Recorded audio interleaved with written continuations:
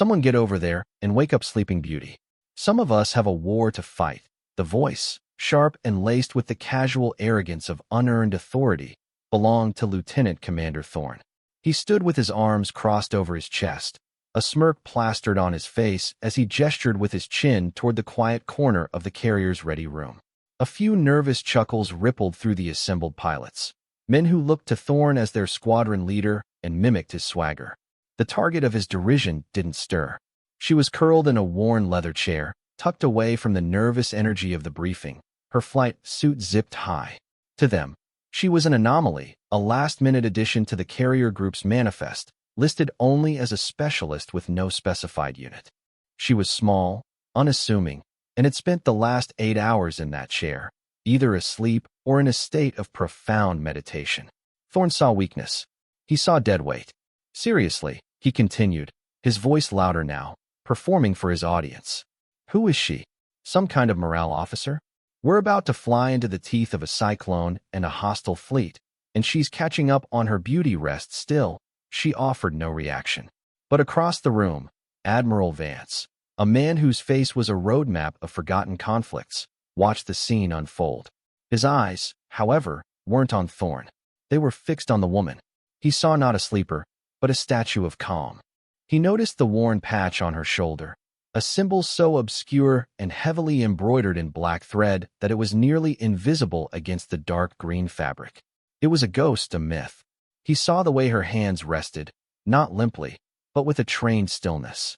The Admiral knew that in the calculus of combat, the loudest voices were often the first to be silenced. The quiet ones, however, were the ones who wrote the endings. And as Thorne's jeering filled the air, a single thought echoed in the Admiral's mind. They have no idea who they're mocking. If you believe that true strength is found not in boasts but in action, type competence in the comments below. Thorne's condescension was a relentless barrage, a testament to an ego that mistook rank for respect. Look, I don't know who you are or what desk you were assigned to before they sent you on this little field trip, but this is the pointy end of the spear, he said, walking closer to her chair, his voice dripping with patronizing disdain. Out here, we pull our weight. We don't nap through briefings. The fleet is depending on us, on my pilots, to provide air superiority. What exactly is your contribution going to be? Are you going to file the after-action reports for us? He paused, expecting a flustered response, an apology, anything. He got nothing. The woman, who the manifest had identified only as E. Rostova, finally opened her eyes. They were a pale, dispassionate gray, like a winter sky over a frozen sea. There was no anger in them, no fear, no indignation. There was only a quiet, unnerving clarity. She blinked once, a slow, deliberate motion, as if rebooting a system that had been in low-power mode. Without a word, she swung her legs out of the chair and stood. Her movements were fluid, economical, devoid of any wasted energy. She began a ritual that every pilot in the room recognized, yet she performed it with a level of focused precision that was silently arresting. She checked the seals on her G-suit, ran a thumb over the emergency oxygen connector, and tested the clasps on her helmet bag. Each action was a small, perfect note in a symphony of professional discipline. Her silence was not weakness, it was a fortress. It was an answer so profound that Thorne couldn't comprehend it. He mistook her lack of engagement for submission, a final, ignorant assumption that would soon be shattered against the anvil of her competence. The quiet clicks of her gear were the only sounds she made, a countdown that only she and the observant Admiral seemed to hear. The tension in the ready room was thick enough to taste when the Admiral's voice cut through it, calm and cold as the deep ocean. Attention on deck, the pilots snapped straight. The joking ceased.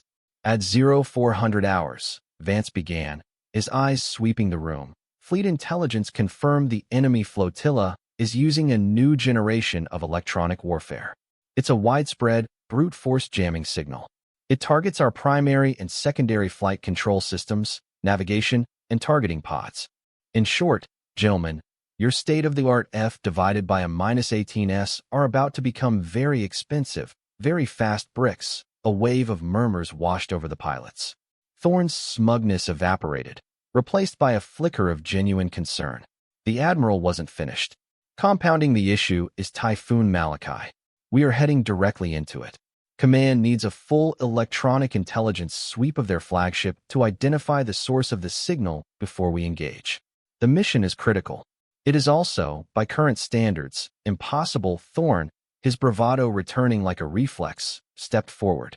Admiral, my squadron can try to fly under their jamming ceiling. Low-level. Vance cut him off. Negative, Lieutenant Commander. The sea state and wind shear at that altitude would tear you apart. This requires a different solution. It was then that Rostova moved. She walked past the stunned pilots, her steps measured and silent. She reached the flight operations board, a massive screen displaying the carrier's available air assets. Her hand, steady and sure, picked up a magnetic marker. The room held its breath. They expected her to point to a fighter, a helicopter, something. Instead, her finger landed on the silhouette of a C-2 Greyhound.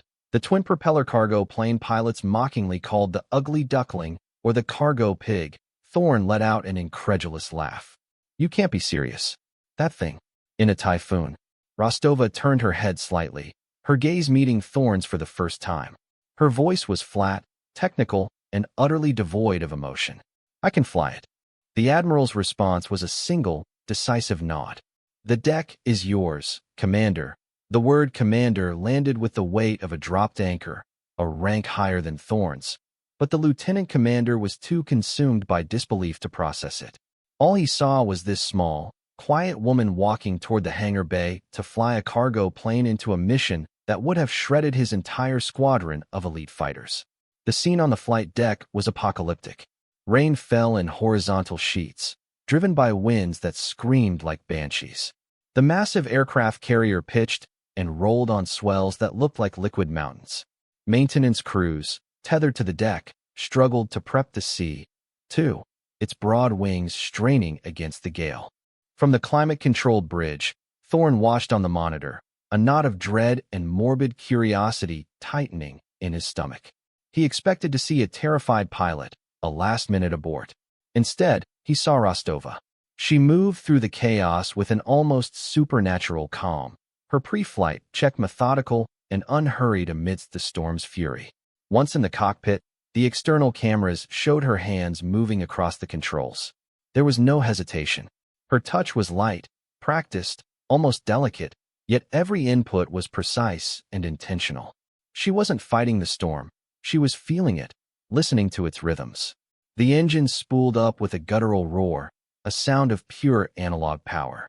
With a final check and a thumbs up to the deck officer that was barely visible through the deluge, the catapult fired. The C-2 was hurled off the deck and into the black, churning abyss. It vanished instantly.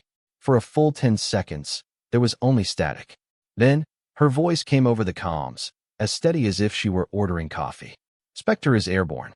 On mission profile, on the bridge, a deafening silence fell. Thorn stared at the screen, his mouth slightly agape. He had just witnessed the impossible. The hours that followed were a masterclass in a forgotten art. While Thorn's pilots were trained to trust the myriad of digital displays and fly-by-wire systems that made their jets so lethal, Rostova was flying by stick and rudder, by the feel of the air over the wings, and by the needle on a single, old-fashioned gyroscope. Her aircraft, the one Thorn had dismissed as a cargo pig, was revealed to be a clandestine marvel codenamed Night, which its obsolete-looking frame was packed with the most advanced passive electronic intelligence suites in the world, designed specifically to soak up data without emitting a single detectable signal. It was an invisible net, and Rostova was the only one qualified to cast it. She used the typhoon as her shield, flying in the turbulent seams between storm cells, using the lightning flashes for momentary visual confirmation of the ocean below. She flew without GPS, without radar, without any of the crutches modern aviation depended on. The data streamed back to the carrier in encrypted bursts, painting a complete picture of the enemy fleet's electronic order of battle. She found the flagship, isolated the jamming frequency, and even identified the specific model of the emitter. She had given Admiral Vance the enemy's playbook. Then came the return. Her mission complete, she flew back to a carrier that was still being violently tossed by the storm. The electronic jamming was still in full effect. Her landing would have to be entirely manual, a dead-stick trap with no margin for error. On the bridge, every officer, every enlisted sailor, held their breath. They watched the tiny blip on the analog radar screen as it descended through the maelstrom. It was a perfect, unwavering glide slope. She didn't wave off. She didn't hesitate. The sea, too, emerged from the gray curtain of rain, perfectly aligned, wings level despite the hurricane-force crosswinds. With a terrifyingly quiet precision, the tailhook caught the third wire. The aircraft slammed onto the deck and screeched to a halt in a shower of sparks and salt water. A perfect trap. Thorn could only whisper the words. That's not possible. Commander Rostova secured the Night Witch, her post-flight checks just as methodical as her pre-flight ritual. She swung out of the cockpit, her face showing no sign of the immense strain of the last few hours. She looked exactly as she had in the ready room, calm, composed, silent. As she walked back into the operations center, the pilots who had snickered at her just hours before now parted for her like the sea before a prophet. They avoided her eyes, their faces a mixture of awe and shame. Thorn stood frozen, his world tilted on its axis. Admiral Vance was waiting. He didn't congratulate Rostova. Instead, he turned to the assembled pilots, his expression hard as granite. "Gentlemen," he said, his voice low but cutting through the room, "you have spent your careers mastering machines. You have forgotten how to read people." He gestured to the main tactical display. A personnel file blinked onto the screen. It was Rostova's. Most of it was covered in black blocks of redaction, but the parts that were visible told a story that silenced the room more completely than any storm. The narrator's voice seemed to echo the Admiral's thoughts, etching the words into the minds of all present. Name, Eva Rostova. Rank, Commander. Call sign, Spectre. Unit, Aviation Tactics Evaluation Group, Special Projects Division. The name itself was a legend, a ghost story whispered by instructors at Top Gun. She wasn't just a pilot, she was a test pilot. She was the one they called when a new airframe was deemed too dangerous, when the flight envelope was a theoretical sketch, when the software was known to fail. She was the final arbiter between genius engineering and catastrophic failure. The Admiral let the information sink in before he continued, his words landing like hammer blows on Thorn's shattered ego. He pointed a finger at the screen, at a single, unredacted line. The Admiral's finger rested on the line item labeled Specialization. The words next to it were simple, yet they held a universe of impossible skill and unimaginable courage. Unrecoverable flight profile recovery. Vance let the phrase hang in the air.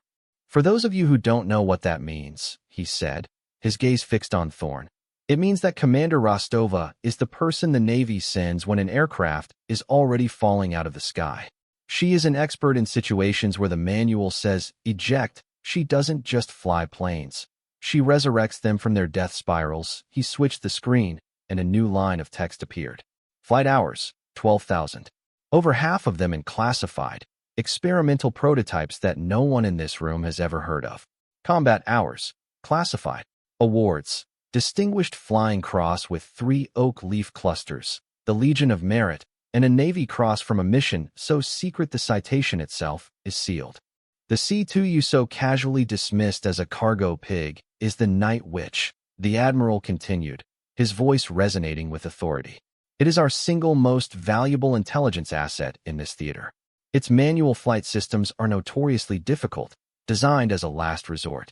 Commander Rostova didn't just learn to fly it that way. She wrote the Emergency Procedures Manual. She wrote it after she was forced to land one on a dirt strip in the middle of nowhere, with one engine on fire and no landing gear. After its systems were fried by an EMP, twice, the room was utterly still. The weight of their ignorance, their arrogant assumptions, pressed down on them. Admiral Vance then turned to face Rostova. He did not give a casual nod or a friendly wave. He drew himself up to his full height, brought his hand to his brow in a slow, sharp, formal salute, a gesture of profound respect from a 3-star admiral to a quiet commander. "Commander Rostova," he said, his voice filled with reverence. "Your rest was well earned. Welcome to the fight." The story of the flight spread through the carrier battle group like a shockwave. It traveled through encrypted comms channels, through scuttlebutt in the mess decks, and in the hushed conversations of the flight crews. The tale of the quiet woman, the Spectre, who had tamed a typhoon in a plane everyone had written off, became instant legend. The cargo pig was now spoken of with a new reverence, its ugly, functional form now a symbol of hidden strength. Pilots who had once boasted about G-forces and kill ratios now spoke in awed tones about flying by the wire, a new piece of jargon for the kind of pure, instinctual skill Rostova had demonstrated. The data she had retrieved was the key that unlocked the enemy's defenses. Armed with the exact frequency and modulation of the jamming signal, the fleet's electronic warfare officers were able to devise a countermeasure. When the engagement began, the enemy's greatest weapon was rendered inert. The air battle was swift and decisive. Thorn and his squadron, their advanced systems now fully operational, performed flawlessly, but they flew with a newfound humility. Later that week, after the fleet had secured victory, Thorn found Rostova in a quiet maintenance bay where she was personally overseeing a diagnostic on the Night Witch's analog gyroscope. He stood stiffly for a moment before speaking, his voice stripped of all its former arrogance. "Commander," he began, unable to meet her gaze. "My conduct was unprofessional. My assumptions were wrong. There's no excuse." "Thank you." Rostova paused her work, wiping a smudge of grease from her knuckle with a clean rag. She looked at him, her gray eyes holding not triumph, but a calm, professional assessment. She gave a single, brief nod. "Focus on the mission, Lieutenant Commander. That's all that matters." It was not forgiveness. It was not absolution. It was a directive, a course correction from a superior officer, and in its simple, professional clarity, it was the most profound lesson Thorn had ever learned. The legacy of that day became woven into the very fabric of the carrier. A few weeks after the engagement, one of the arresting gear chiefs took it upon himself to paint a small, subtle emblem on the heavy steel casing of the third arresting wire, the one that had caught the Night Witch. It was a simple, gray silhouette of a witch flying not on a broomstick, but on the back of a C-2 Greyhound. It became a piece of unofficial iconography. The deck crews called it the Spectre's Wire. For a pilot to catch the third wire on their first pass was now known as threading the witch's eye. The phrase, "pulling a Rostova," entered the naval aviation lexicon, a term for achieving a seemingly impossible feat through sheer, unadorned competence. The story became a teaching tool, a modern fable passed down from seasoned veterans to cocky new ensigns. It was a story about the danger of assumptions, about the vast difference between loud confidence and quiet competence. Commander Rostova, for her part, deflected all praise. When a junior officer tried to ask her about the flight, she simply pointed to the Night Witch's maintenance logs and said, "A tool is only as good as its upkeep." "Let's talk about hydraulic fluid pressurization." She mentored not with war stories, but with practical lessons in professionalism, discipline, and attention to detail. Her presence on the ship fundamentally altered its culture. The swagger and bravado that had once defined the ready room were replaced by a more sober, more focused professionalism. The pilots still had egos. They were fighter pilots, after all, but their respect was now reserved not for the loudest voice in the room, but for the steadiest hand on the stick. It was a legacy built not on a single act of heroism, but on the enduring power of a quiet example. Months later, a fresh group of pilots, newly assigned to the carrier, stood in the same ready room. They were young, brimming with the invincible confidence that came with newly minted wings of gold. One of them, a brash ensign, pointed out the window at the familiar, ungainly shape of the C-2 Greyhound parked on the deck. "Look at that relic," he scoffed to his friend. "Surprised that thing can even get off the ground. Who flies that antique?" Before his friend could answer, a calm voice spoke from behind them. "She does." They turned to see Lieutenant Commander Thorn, his face more thoughtful, his presence carrying a weight it had lacked before. He wasn't angry. He simply pointed toward the deck, his finger aimed at the barely visible arresting wire with its small, gray emblem. "That antique," Thorn said, his voice quiet but firm, "is the Night Witch. And the pilot is Commander Rostova. Let me tell you a story about a typhoon, an impossible mission, and the difference between what you see and what is true." He proceeded to recount the events of that day, not as a second-hand rumor, but as a personal testament to his own failure of judgment. The young pilots listened, their smirks fading, replaced by a look of dawning comprehension and respect. The legend of the Spectre was no longer just a story. It was now a core principle of the command, a living piece of institutional wisdom. True legacy, the narrator might say, is not the echo of your own name, but the continuation of the standards you set. It's the change you inspire in others, the culture of respect that grows in the silence you leave behind. For more stories where quiet competence triumphs over loud assumption and where silent professionalism defines true worth, subscribe to Unknown Heroine Stories.